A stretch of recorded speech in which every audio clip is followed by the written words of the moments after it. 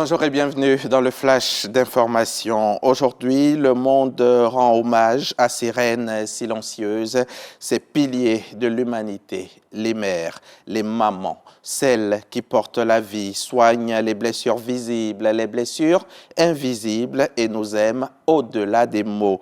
À cette déesse presque qui mériterait d'être célébrée chaque jour, nous dédions cette journée pleine de tendresse et de gratitude.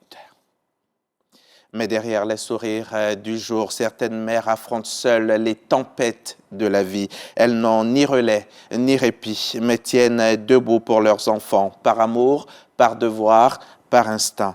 À l'occasion de cette fête des mères, notre équipe à Boaké est allée à la rencontre de ces héroïnes discrètes, ces femmes qui élèvent seules, mais dignement. Voici le reportage signé Laure Goretti et Kader Sogodogo. Elle est couturière. Elle aura élevé toute seule ses 3 enfants. Solange Kona a été à la fois une mère et un père pour ses enfants. Une situation qui n'a pas été un long fleuve tranquille. Ça n'a pas été facile. Arrivé à un moment même, j'ai abandonné la couture parce qu'il n'y avait plus de clients. Donc, j'étais allée faire servante pour pouvoir mettre les enfants au CP1 jusqu'au CM2. Le quotidien, la scolarité, les cas de maladie des enfants, même les moments les plus difficiles, cette mère trouve des astuces. Il fallait ça, parce que sans ça, les enfants n'allaient pas à l'école. Il ne fallait pas leur montrer que c'était difficile. Aujourd'hui, adultes et étudiants, les souvenirs de certaines situations renforcent l'admiration et l'amour que les enfants ont pour leur mère. Je me rappelle, j'étais en classe de CM2. Il y avait la scolarité à payer, mon chassé. Donc, je suis venue voir maman pour dire, mon chassé d'école. Ça s'est dit, ça va aller. Moi, tu vas partir à l'école. Donc, elle ne sait pas où elle est partie, mais elle a trouvé l'argent. Et je suis partie à l'école. Vraiment, j'ai dit, maman, merci beaucoup. Maman, elle a toujours été là pour nous. Elle s'est toujours battue pour ne pas mettre la honte sur nous. Elle nous a vraiment mis à l'aise. De son côté, Angèle Amani est commerçante et dans la même situation avec ses 2 enfants, dont celle de sa sœur décédée. L'absence de père ne l'empêche pas d'assurer les charges quotidiennes. Chaque jour est un combat pour Angèle Kona et c'est à l'aide de son commerce qu'elle mène ce combat pour bâtir l'avenir de ses enfants. C'est ma soeur qui était à Abidjan, elle est venue, elle dit, comme tu te promènes, c'est fatigant que je vais te montrer une activité. Là ça vient à l'époque africain.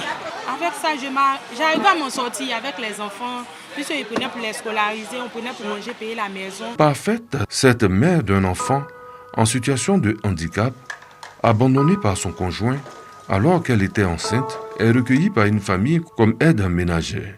Dans le jour qu'il lui a dit que je suis enceinte là, et puis je suis partie au village, c'est là son numéro, il a essayé d'appeler dessus, ça passe pas. Pour cette maman, son handicap n'est pas un frein pour assurer le bien-être et l'éducation de son garçon. C'est mon tout qui est là.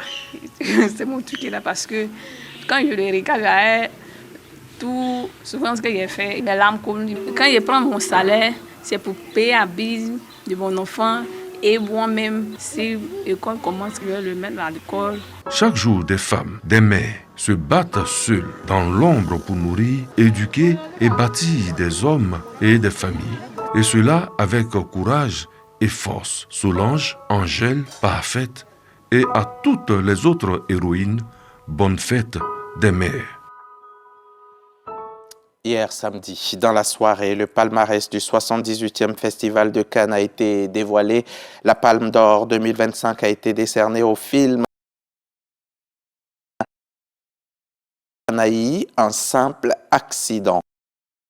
Outre cette distinction politique, la Caméra d'Or, prix qui récompense la première meilleure œuvre de fiction, a elle été attribuée à un long métrage irakien, The President's Cake, de Hassan Hadi, une première à Cannes. Un simple accident raconte l'histoire de 5 anciens détenus iraniens confrontés à un homme qu'ils croient avoir été leur tortionnaire en prison. Tourné en clandestinité, le film s'inspire en partie du propre vécu de Jafar Panahi derrière les barreaux.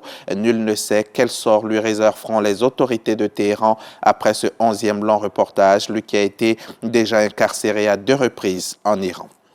Dans le cadre du magazine du dimanche de ce 25 mai, je recevrai Euphrasie Kwasi-Yao, ancienne ministre, experte en genre et développement.